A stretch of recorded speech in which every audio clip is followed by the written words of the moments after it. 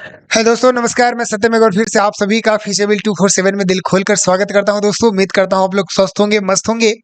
जैसा कि आप सबके बीच में कहीं ना कहीं अभी तो टाइम एंड टेंस की जो सीरीज चल रही थी दोस्तों, उसके 5 लेक्चर हम लोगों ने बेहतरीन तरीके से कवर कर लिया और आज जो सेशन होने वाला है वो कहीं ना कहीं छठी लेक्चर हम लोग कवर करेंगे दोस्तों। और यहाँ तक कि क्लास में आप देख रहे होंगे कि कहीं ना कहीं प्रेजेंट इंडेफिनिट की पर्टिकुलर क्लास चलने लगी, ठीक है ना। तो कल की क्लास में हम लोगों ने प्रेजेंट इंडेफिनिट को एकदम बेस से पढ़ा था दोस्तों, फाउंडेशन भी पढ़ा था। आज का जो सेशन होने वाला है वो कहीं ना कहीं इम्पैजिंग यानी एक्सप्रेसिव सेंटेंसेस से होने वाला है दोस्तों। मतलब एक्सप्रेसिव में प्रेजेंट इंडेफिनिट को किस प्रकार से यूज करते हैं दोस्तों, मजा आ जाएगा। बहुत ही बेहतरीन सेशन आप सबके बीच में आज का ये सेशन होने वाला है। सेशन स्टार्ट करने से पहले ऑडियो वीडियो सब कुछ क्लियर हो तो एक बार थंब में प्रेस कर लीजिएगा दोस्तों, और हमेशा की तरह कॉपी कलम निकाल लीजिएगा क्योंकि यहाँ बेहतरीन कंसेप्ट मिलेंगे डायरेक्ट आपको, और वो कंसेप्ट आपको जरूर नोट करना है। अच्छे तरीके से आप नोट करेंगे तभी आपको समझ में आने वाला है, ठीक है ना।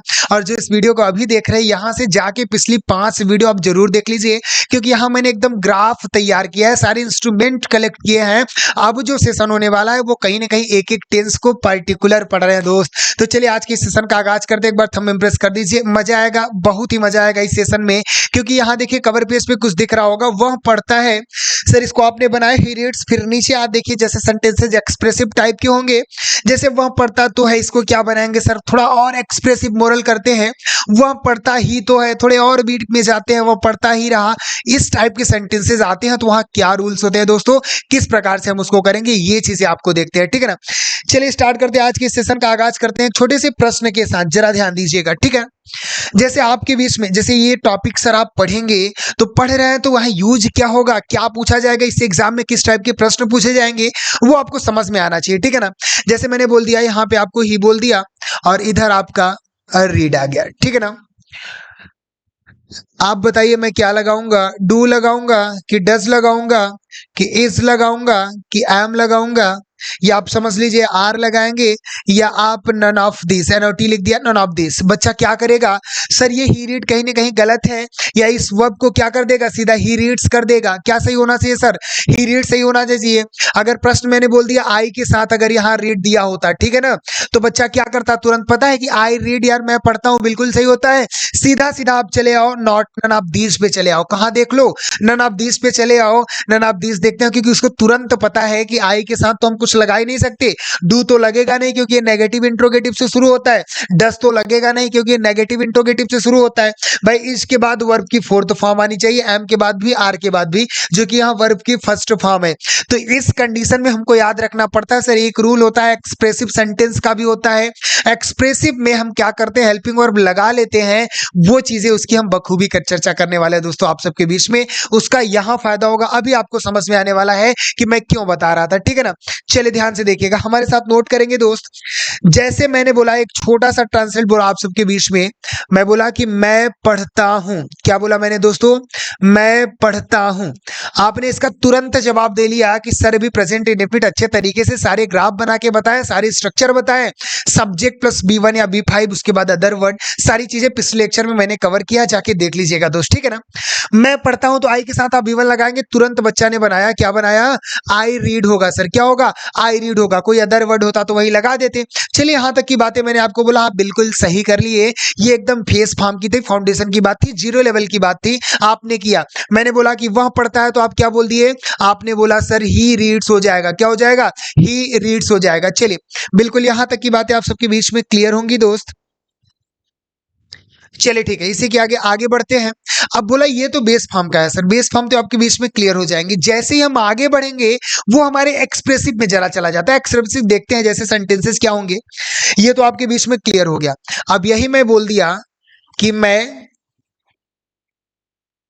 पढ़ता तो हूं, ठीक है ना।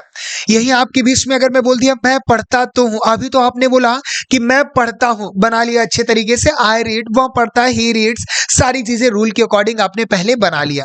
लेकिन अगर सेंटेंस में बोला कि मैं पढ़ता तो हूं, दिस एक्सप्रेसिव सेंटेंस, एक्सप्रेसिव या इम्पेजिंग सेंटेंस आपने सुना होगा, तो उनका किस प्रकार हम ट्रांसलेट बनाते हैं, एक चीज मैं बताऊं।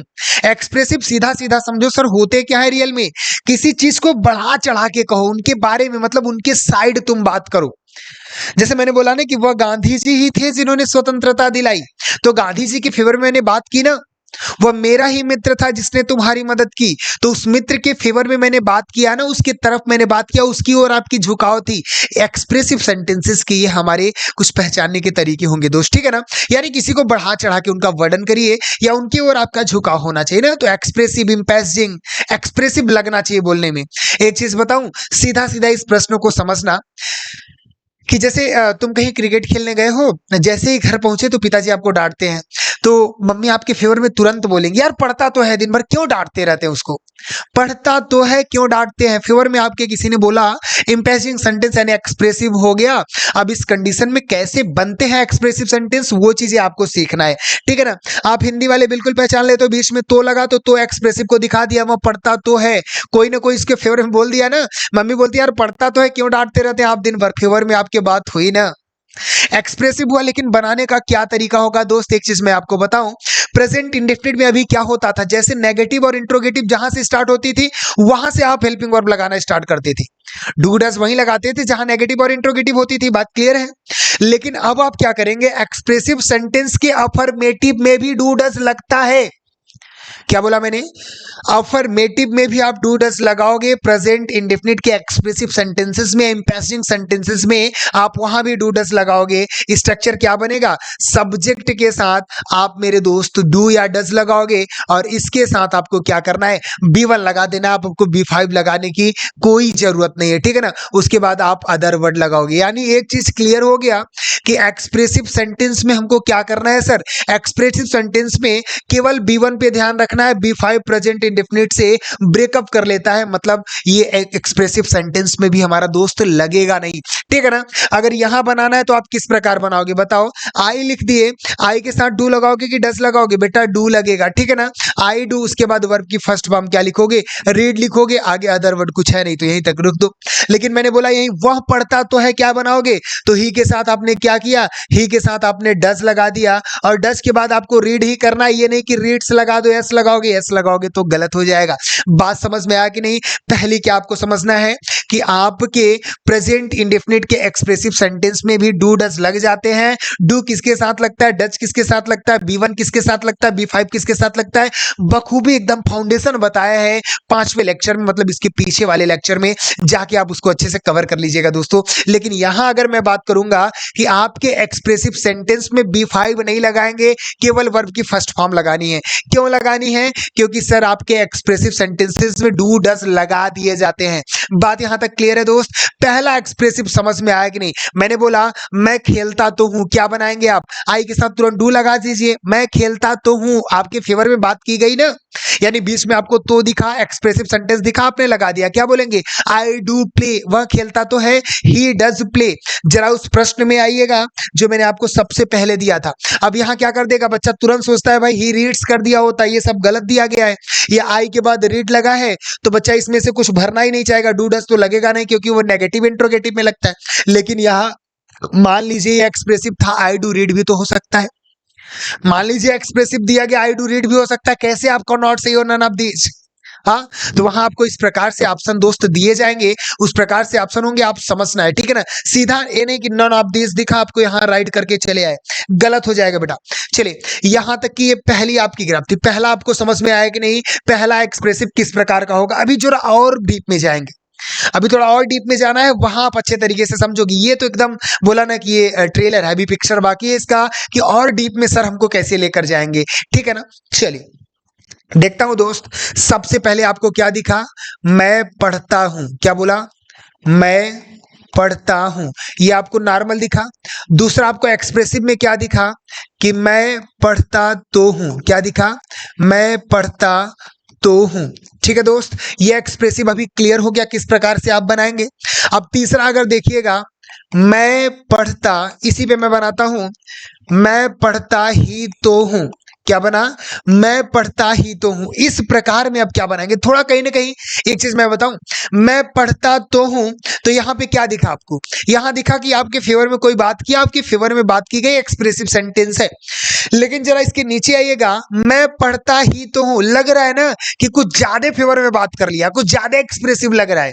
जैसे घर पे आते हो ना, तो अगर मम्मी डांट दी, पापा डांट दिए, तो मम्मी बोलती है यार पढ़ता तो है क्यों डांट रहे हैं। लेकिन अगर ये सेंटेंस बोल दी, वो पढ़ता ही तो है दिन भर, क्यों डांटते हैं उसको?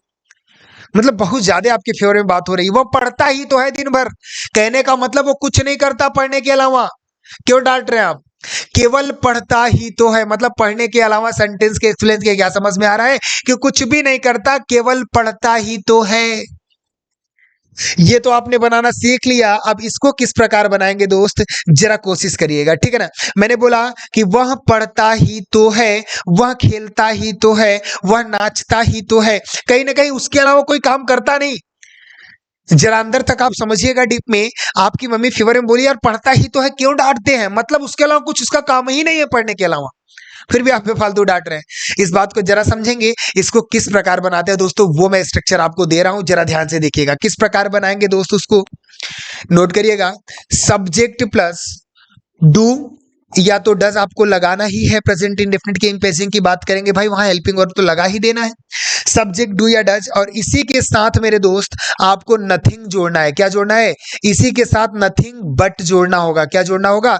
Nothing but. और उसके बाद मैंने आपको पहले ही बता दिया है B5 से कोई मतलब नहीं रह जाएगा, केवल B1 की बात करेंगे, और उसके बाद आप क्या लगा सकते हैं, अदर वर्ड लगा सकते हैं। हमारे साथ इसको नोट कर लीजिए, स्ट्रक्चर तुरंत आपके दिमाग में हो जाना चाहिए। क्या होना चाहिए सर? सब्जेक्ट प्लस डू या डज के साथ नथिंग बट जोड़ के उसके बाद वर्ब की फर्स्ट फॉर्म लगा के अदर वर्ड आपको लगा देना है, बिल्कुल बन जाएगा, ठीक है ना। इसको अच्छे तरीके से ग्राफ आप बना लीजिए, मतलब मैं पढ़ता ही तो हूं। अब देखिए ग्राफ के अकॉर्डिंग आप बनाएंगे कैसे, क्या बनेगा सेंटेंस दोस्त, वो मैं बात करता हूं। सब्जेक्ट आप क्या लिखे, आई लिख दिए, आई के साथ डू लगाएंगे कि डज लगाएंगे, आप डू लगाएंगे, ठीक है ना। और इनके साथ जोड़ना क्या है, नथिंग बट जोड़ना है, तो आई डू, उसके बाद क्या बोलूंगा, नथिंग बट, उसके बाद वर्ब की फर्स्ट फॉर्म पढ़ना है, तो आप क्या लिखोगे, रीड। आपका कोई अदर वर्ड वगैरह है नहीं, बुक वगैरह कुछ भी होता, ऑब्जेक्ट होता तो लिख देते। यानी आपका जो सेंटेंस बन गया, I do nothing but read, मतलब क्या निकल रहा है इसका, आई डू नथिंग मतलब मैं कुछ भी नहीं करता, बट रीड लेकिन पढ़ता हूं, दैट मीन्स मैं पढ़ता ही तो हूं। समझना, यहाँ सीक्वेंस एंड सेंटेंसेस आपके बीच में दिमाग आया कि सेंटेंस के भाव से बनाते हैं, तो ये एक्सप्रेसिव किस प्रकार बनाएंगे मेरे दोस्त, सब्जेक्ट उसके बाद डू डज के साथ नथिंग बट लगा के वर्ब की फर्स्ट फॉर्म लगाना है, आपके बीच में स्ट्रक्चर है, ठीक है ना। मैंने बोला कि वह खेलता ही तो है, क्या बताएंगे, he does nothing but play, वह खेलता ही तो है, तो ही के साथ ही डज नथिंग बोलेंगे बट प्ले। मैं खेलता ही तो हूं, I do nothing but play, मतलब क्या निकल रहा है, आई डू नथिंग मैं कुछ नहीं करता, बट प्ले लेकिन खेलता हूं, कहने का मतलब मैं खेलता ही तो हूं। बात समझ में आया कि नहीं दोस्त, यहां तीनों आपके क्लियर हो गए, इसका आई रीड बन गया, इसका आई डू रीड बन गया, और इसका क्या बना, I do nothing but read बना। बात समझ में आ रहा है कि नहीं, इसी पे आपको सारे सीक्वेंस बनाना है। वह पढ़ता है तो ही रीड्स बनाएंगे, वह पढ़ता तो है ही डज रीड बनाएंगे मेरे दोस्त, और मैं वह पढ़ता ही तो है क्या बोलेंगे, he does nothing but read. बन जाएगा कि नहीं, एक बार बताइए आप मुझे, अच्छे तरीके से क्लियर करिए, समझ में आ रहा है कि दोस्तों, मजा आ रहा है कि नहीं, हाँ बताना, कुछ अमेजिंग सीख रहे हो कि नहीं दोस्त। और मैं आपसे वादा करता हूं फ्यूचर बिल 247 आपके बीच में है, तो आपको पढ़ने की जरूरत नहीं है, सिर्फ आप सीखना स्टार्ट कर दीजिए हमारे साथ यार, मेहनत करिए, थोड़ा समय दीजिए दोस्तों, जरूर मजा आएगा। और एक चीज मैं कहना चाहता हूं दोस्तों, जो भी हमारे इस चैनल पर नए हैं इसको सब्सक्राइब कर दीजिए, ज्यादा से ज्यादा आप इस चैनल को प्यार दीजिए दोस्तों, ज्यादा से ज्यादा आप सपोर्ट करिए मुझे, आपकी यही एनर्जी मुझे काम देगी दोस्तों, और उसी से मैं आपको कहीं ना कहीं बेहतर देने का प्रयास करूंगा। और मैं हमेशा सोचता हूं आपको बेहतर से बेहतरीन देने का प्रयास करूं दोस्त, जो आपको पढ़ने की जरूरत ही नहीं पड़े, आपको केवल सीखने की जरूरत पड़े, और वो मैं आपके बीच में जरूर करता रहूंगा। चलिए इसी को थोड़ा और डीप में ले चलते हैं, और आगे ले चलते हैं, और यहां तक आप स्क्रीनशॉट कर लीजिए, यहां तक समझ में आ रहा है कि नहीं दोस्त। चलिए इसी के साथ आगे बढ़ते हैं, ठीक है ना। अगला देखते हैं, जैसे मैंने बोल दिया कि मैं पढ़ता ही रहा, क्या बोला, मैं पढ़ता ही रहा, ठीक है ना। अभी बोला मैं पढ़ता हूं, सबसे पहला मैं पढ़ता तो हूं, दूसरा उसके बाद आया मैं पढ़ता ही तो हूं, अब आ गया कि मैं पढ़ता ही रहा। अब इसको किस प्रकार बनाएंगे जरा ध्यान से समझिएगा, मैं पढ़ता ही रहा, एक चीज बताऊं कैसे समझेंगे, एक्सप्रेसिव तो है, किस प्रकार समझेंगे एक चीज बताओ, जैसे आपके भाई ने आपको कहा कि यार सत्यम जाके मेरी शर्ट धुल देना आज, ठीक है ना। वो कहीं चले गए, और घर से जब आते हैं वापस, कहीं से वापस आते हैं घर पे, तो आपसे पूछते हैं यार मेरी शर्ट धुई थी, तो उसने कहा यार मैं दिन भर पढ़ता ही रहा, मैंने आज कोई काम नहीं किया। मतलब मैं पढ़ता ही रहा कहने का मतलब मैंने आज कुछ किया ही नहीं, केवल क्या काम किया, केवल पढ़ता ही रहा, इस हिसाब से आपको समझना है। पापा आपको कोई काम दिया आप नहीं किए, पापा डांटने लगे तो मम्मी क्या बोलती है, यार दिन भर पढ़ता ही रहा, वो कोई काम नहीं किया है, उसको डांटिए मत। मतलब वो दिन भर पढ़ने के अलावा कोई काम ही नहीं किया है। यानी इसके पहले वाला ही हो सकता है, ग्राफ हो जाना चाहिए। कुछ बच्चे क्या कहेंगे, सीधा सीधा बोल देंगे sir I do nothing but read. वैसे ही सेम बना दीजिए। एक चीज मैं बताया था, बताओ आप लोग अगर याद होगा, जाके अगर देखना, इंस्ट्रूमेंट जब मैं कलेक्ट कर रहा था तो उसी समय बताया था, if there is a not ending point then we use V two form of the verb. आंख मूंद के मैंने बोला था, यदि अंत में एंडिंग पॉइंट नहीं हो तो वर्ब की सेकेंड फॉर्म आंख मूंद के लगा देना। याद है? नहीं याद होगा, जाके पिछले सारे इंस्ट्रूमेंट कलेक्ट करो मेरे भाई, नोट्स बनाओ। इसीलिए मैं कहता हूं सेशन स्टार्ट करने से पहले कॉपी कलम निकाल के रख लीजिए और सारी चीजें कलेक्ट किया करिए यार, तभी मजा आएगा। चलो यहां देख लो, क्या एंडिंग पॉइंट कुछ दिख रहा है? वो था थी थे गागी गी, हमारे एंडिंग पॉइंट होते हैं। और अंत में कुछ नहीं लग रहा है, यानी कहने का मतलब क्या है, सीधा सीधा आपको समझना है कि वर्ब की सेकेंड फॉर्म तो इसमें लगना तय है, ठीक है ना। तो अभी हम क्या कह रहे थे, सेकेंड फॉर्म लगने का मतलब क्या हो गया, ग्राफ किस प्रकार बनेगा, सब्जेक्ट के साथ जहां डू नथिंग और डज नथिंग करते थे मेरे भाई, यही सेकंड फॉर्म यानी पास्ट इंडेफिनिट की बात कर लेंगे तो सीधा क्या करेंगे, डू का सेकंड फॉर्म क्या होता है, डिड होता है। यानी डिड के साथ नथिंग लगाएंगे, डिड के साथ नथिंग बट यूज करेंगे और इसके साथ क्या करेंगे, वर्ब की फर्स्ट फॉर्म लगा के आप अदर वर्ड लगा दोगे। दोस्त बताओ समझ में आ रहा है कि नहीं, यहां तक की बातें क्लियर है कि नहीं, समझ में आ रहा है कि नहीं। इसके पहले हम क्या करते थे बताओ, इसके पहले हम करते थे सर सब्जेक्ट के साथ डू और डज लगाते थे, एंडिंग पॉइंट था लास्ट में। लेकिन जरा इस प्रश्न में आइएगा, लास्ट में एंडिंग पॉइंट ही नहीं है। मैंने बोला था आंख मूंदो और V2 लगा दो, और अभी से बता रहा हूं कहीं भी ये नहीं कि एक चीज बता दिया सत्यम सर ने वो दूसरे जगह लगेगा नहीं, एक जो बता दिया वो हर जगह सर्वथा सत्य है, हर जगह सत्य होगा। जो चीज बताऊं उसको दिमाग में डाल लिया करो, एक जगह बता दिया तो हर जगह काम लगेगा उसका। और जहां आए आंख मूंदो लगा दो, एंडिंग पॉइंट नहीं दिखा, V2 लगना तय है। देखो यहां पे क्या किया आपने, डिड लगा दिया, सेकंड फॉर्म लगाया कि नहीं, कहीं ना कहीं पास्ट इंडेफिनिट में आप गए कि नहीं। पास्ट इंडेफिनिट की नेचर मैंने क्या बताए थे बताओ, there is a non ending point then we use V2 form of the verb and that's also properties of past indefinite tense. बताया था कि नहीं बताओ, जाके पीछे वाले सारे लेक्चर कवर कर लो दोस्त, मजा आएगा।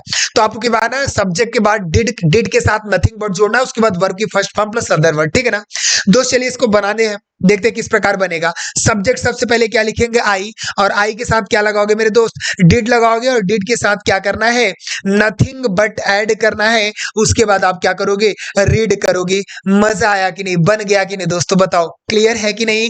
यहां तक कोई समस्या होगी तो आप जरूर मुझे कमेंट करिएगा दोस्त। और पर्टिकुलर कहीं ना कहीं हम लोग प्रेजेंट इंडेफिनिट पढ़ चुके हैं दोस्त, अब एक एक करके हम स्टार्ट करेंगे। Present continuous, present perfect continuous tense, जितना एक्सेप्शन होगा सब दूंगा। आप बने रहेंगे हमारे साथ लगातार, सारे लेक्चर देखिएगा दोस्त, अच्छे तरीके से मन लगा के उसको पढ़िए, मजा आएगा। एक बार टाइम एंड टेंस आप पढ़ लीजिए, फिर क्वेश्चन बेस्ड कॉन्सेप्ट भी लेकर आऊंगा।